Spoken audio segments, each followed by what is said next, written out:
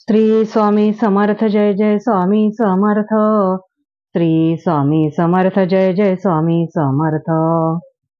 आज आपण पाहणार आहोत भाग्यशाली गायत्री उपासना, गायत्री मंत्र उपासना आणि त्याचे महत्व, याचा दुसरा भाग पाहणार आहोत आपण. तर या गायत्री मंत्रामुळे काय होतं, तर सफलता, सिद्धी, संपन्नता प्राप्त होते. गायत्री जप करू लागल्यावर ह्या सिद्धी आपोआप येतात. आत्मविद्येच्या सुव्यवस्थित वैज्ञानिक प्रक्रियांचा हा परिणाम आहे. गायत्री कामधेनू आहे. हिच्या आध्यात्मिक दुग्धधारेचे पान केल्यावर कसलाच त्रास होत नाही. आत्मा स्वतः आनंद स्वरूप आहे. देवता गायत्री जप करून नेहमी आनंद होतो. गायत्री परब्रह्म परमात्म्याचा क्रियाभाग आहे. ब्रह्म निर्विकार, अचिंत्य, साक्षी रूप आहे. तिची क्रियाशील चेतना शक्ती रूप झाल्यामुळे गायत्री हा सद्बुद्धीदायक मंत्र आहे. तो साधकाच्या मनाला अंतःकरण, मेंदू, विचारधारा यांना सन्मार्गाकडे प्रेरित करतो. सत्तत्वाची वृद्धी करणे हे ह्याचे मुख्य कार्य आहे. संसारातील समृद्धी व जीवनाची सर्वात मोठी सफलता सद्बुद्धी या मंत्राने प्राप्त होते. या मंत्राने मनलोकात एक प्रकारचे चुंबकत्व निर्माण होते व आकाशात ईश्वर तत्वात भ्रमण करणारा सद्गुण विचार, भावना व प्रेरणा खेचून त्या जागी जमा होते. गायत्री साधकाजवळ अविनाश संकल्प जमा होतात. या मंत्राच्या स्थूल दृष्टीने फायदा लक्षात येत नाही, पण सूक्ष्म दृष्टीने पाहिल्यास तम आणि रज तत्व कमी होऊन त्या जागी सत तत्वाचा फैलाव होतो. शुद्ध सजीव परिपुष्ट रक्त व वीर्याची वाढ होते. त्याच्या स्वास्थ्यावर व उन्नतीवर चांगला परिणाम होतो. शरीराचा कायाकल्प होतो. गायत्रीद्वारा सद्गुणाची वाढ होते आणि खाल्ल्याच्या दर्जाचे गुण नाहीसे होतात. साधकास सूक्ष्म कायाकल्प होतो. त्याचा वैज्ञानिक दृष्ट्याही फायदा दिसून येतो.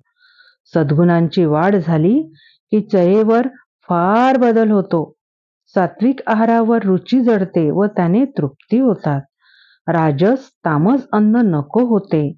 कामेंद्रिय सद्गुणी विचारांमुळे संयमी होते. परिश्रम, स्नान, निद्रा, जागणे, झोपणे, स्वच्छता व इतर दिनचर्या सद्गुणी होतात. मानसिक क्षेत्रातील सद्गुणांच्या वृद्धीमुळे काम, क्रोध, लोभ, लोह, मद, मत्सर, स्वार्थ, आळस, व्यसन, व्यभिचार, खोटे, चिंता, भय से कमी होतात. त्याबरोबर संयम, नियम, त्याग, समता, निरहंकार, निष्कपटता, सत्यनिष्ठा, निर्भयता, शौर्य, विवेक, साहस, धैर्य, दया, उदारता, आस्तिकता हे गुण वाढीस लागतात.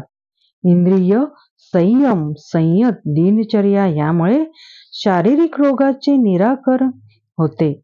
विवेक जागृत होतो. चिंता, शोक, भय, मोह, ममता, हानी या दुःखापासून सुटका होते. ईश्वर विश्वासामुळे मती स्थिर होते व भावी आश्वासनांबद्दल निश्चितपणा वाटतो. सर्व लोक त्याचे कृतज्ञ स्तुती करणारे भक्त व रक्षक होतात. प्रेम व संतोष अधिक प्रमाणात प्राप्त होतात. जीवन आनंदमय होते. शारीरिक व मानसिक क्षेत्रात सत्तत्वाची वृद्धी होते व साधकाला आत्मसंतोष मिळू लागतो. गायत्री साधनेने सद्गुणांची वृद्धी झाली की आत्म्यावर पडलेले आवरण बाजूला होते व मनुष्य आत्मा बनतो. आश्चर्यजनक शक्ती त्यास प्राप्त होते. या साधनेमुळे आत्म्याचे ईश्वरीय रूप प्रकट होते. गायत्री जपामुळे आध्यात्मिक व सांसारिक समृद्धी सुखमयी होते. गायत्री साधनेमुळे एक सूक्ष्म विज्ञानयुक्त प्रणालीचा लाभ होतो. अशा प्रकारे हा गायत्री मंत्राचा दुसरा भाग आपण संपवत आहोत. आणि आता आपण स्वामींचा कृपाधारक मंत्र म्हणूया.